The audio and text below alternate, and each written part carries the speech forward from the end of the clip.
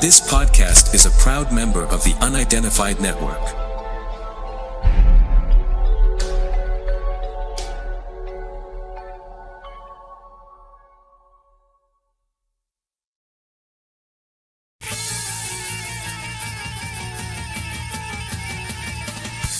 So now, ladies and gentlemen, live and in colour, it's Mr. Wayne Lovejuice.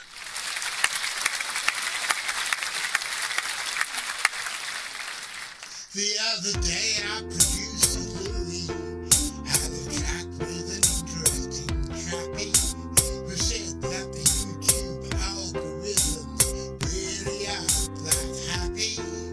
If a channel only broadcasts once a week, so we decided we could texture whenever we've got a piece of news in our new book on the track Xtra.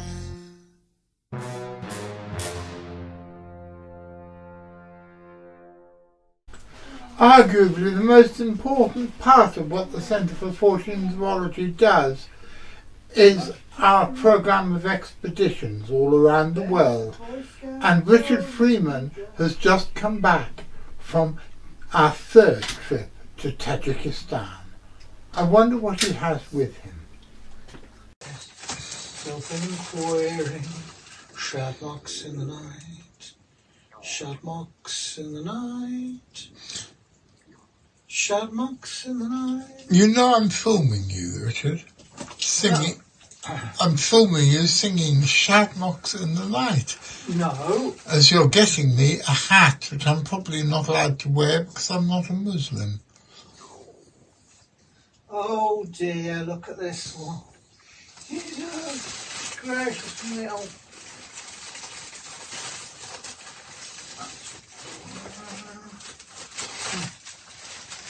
Oh, dog. Don't be... Ow. You're mithering, ain't you? You're mithering like a Tory MP mithering a out for a job.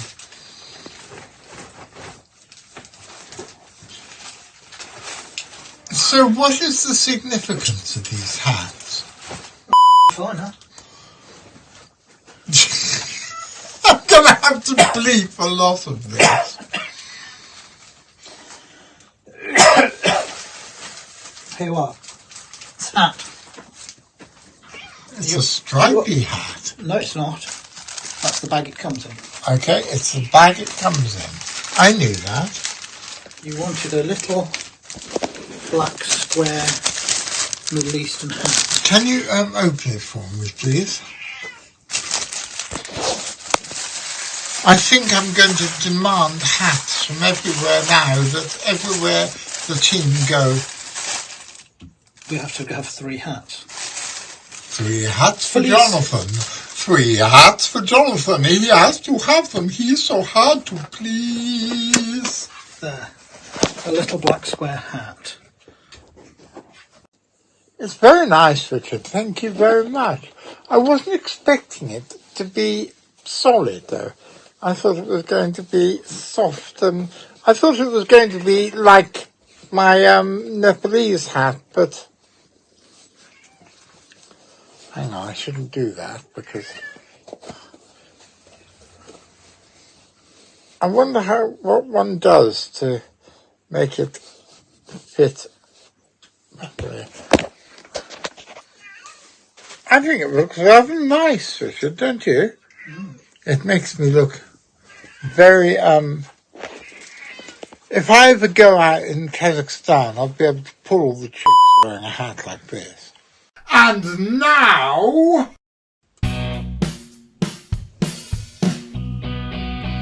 Well, Richard bought Jonathan a brand new Tajikistan toolbox hat. Richard bought Jonathan a brand new Tajikistan pillbox hat. I wonder how his hat looks under something like that. A brand new Tajikistan pillbox hat. I think it looks groovy. I think it looks kind of fine. think it looks groovy. I think it looks kind of fine.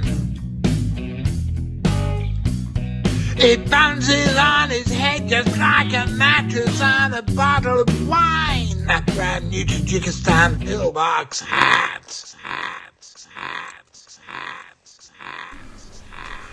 Well, Richard, it's great to have you back in England, and I'm very glad to see that despite the Foreign Office warnings, that you guys had a very happy and productive time. Did you see anything that would justify the Foreign Office telling British citizens not to go to Tajikistan? Other than the state of Dushanbe Zoo, no.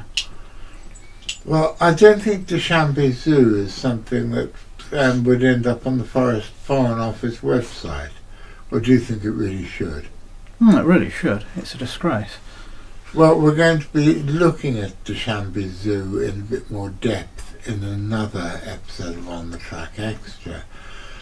But we're still waiting for the footage to come in from Chris and John's cameras and from Chris's trail cameras. Do you know what was on Chris's trail cameras?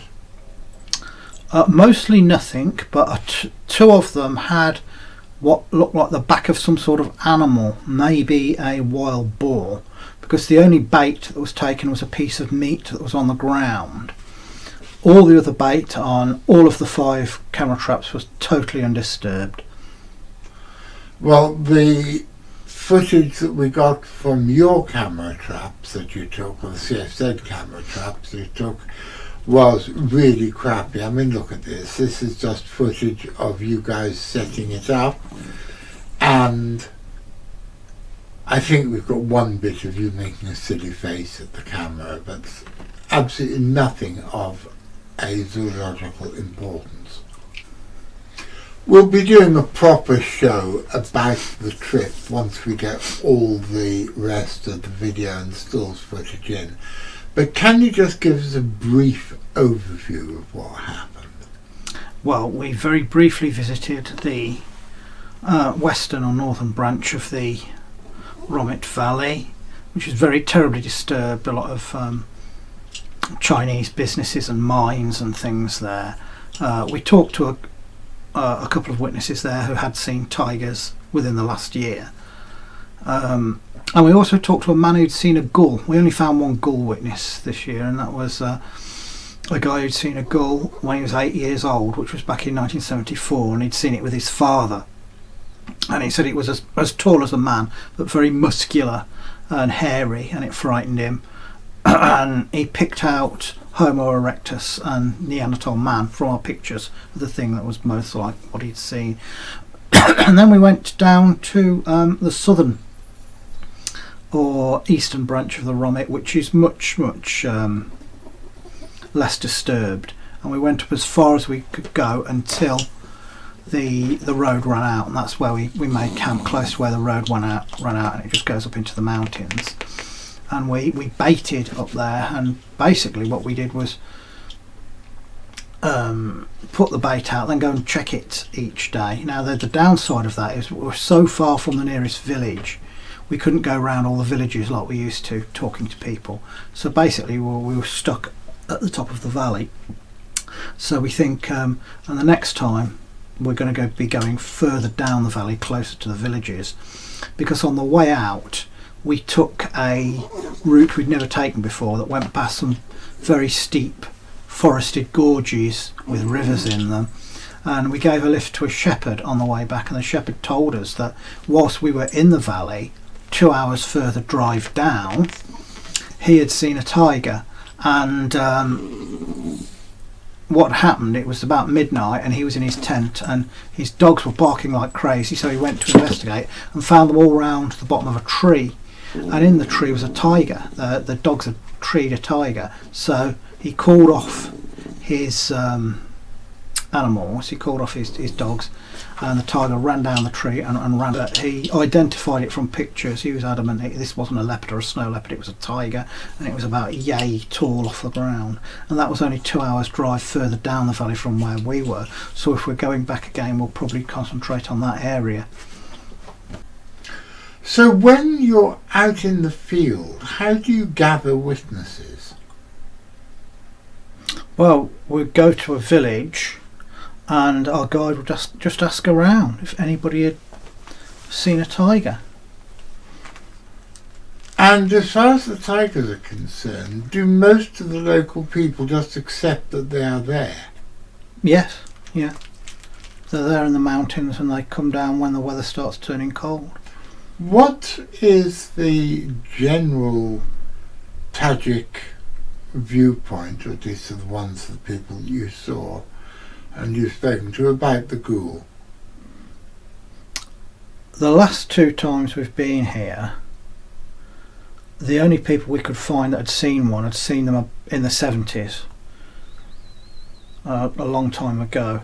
The first time we were here, we were in Tajikistan rather, the first time we were there, we met people who had seen them more contemporary, within the last few years. But this time around and the time before, they were from a long time ago. So a lot of people have heard of them but not seen them. And do they consider them just to be real flesh and blood animals? They don't have any spiritual element to them at all. They're considered to be wild men. Are there any spiritual creatures that are known from that part of Tajikistan that you came across stories of?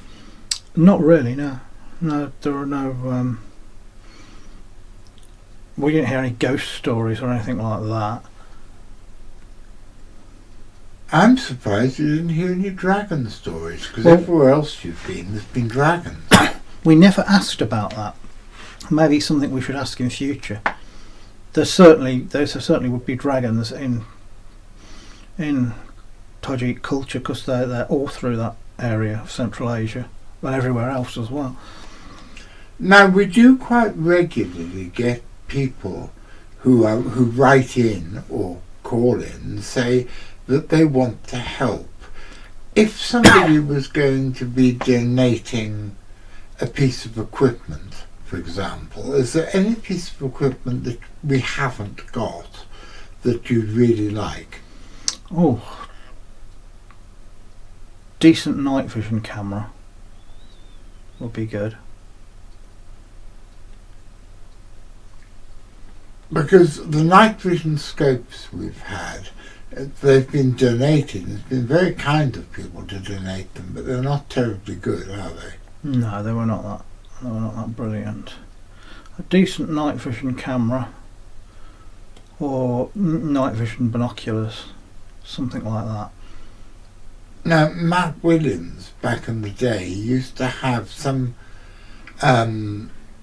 source where he could get Romanian ex-army stuff, and he was trying for a while to try and get us a Romanian ex-army night sight. But then again, when you're going to a place like Tajikistan, is it not a good idea to go in there with military grade equipment? I've no idea. I know they're funny about you taking it into the States. Dave Archer said something along the lines that they're funny in the USA about you taking military grade night sights into the States. That's interesting. I wonder why. No idea. Because although various people have predicted that America is close to a civil war, I wouldn't have thought it's a civil war that's going to need military grade night sights. I think it's more likely to be just mass civil disobedience and rioting. That's interesting. So, what else do you want people to give you? I'd have to think about it. More trail cams? Yeah, we could always use more trail cams, yes, but the ones you can open up and program yourself manually, not the ones where you have to go online and do something, because you can't do that when you're out in the field if you haven't got a computer with you. What I'm actually going to try and work out how we can do is I'm looking at the idea of getting a really, really cheap and small laptop, like the ones that kids have, that are, well, not really that much bigger than my iPad, and get Graham to write some sort of a program so you can actually program the trail cameras from either a tablet or a little laptop with just a couple of clicks of a button without having to be able to do it. Because I know you're a bloody good zoologist, but your knowledge of computer programming is about as much as my knowledge of brain surgery. No, I'm a Luddite. I'm a technophobe. So what happens next as far as Tajikistan's concerned? We're thinking of possibly returning either next year or the year after and going further down the valley to the area where this shepherd saw the tiger. And, ladies and gentlemen, there will be a proper full-length episode, maybe even extra long episode, of telling the traveller's tales from the Tajikistan expedition from 2024, and it will be here very soon. But until then, I'll be back on Saturday. What am I talking about on Saturday?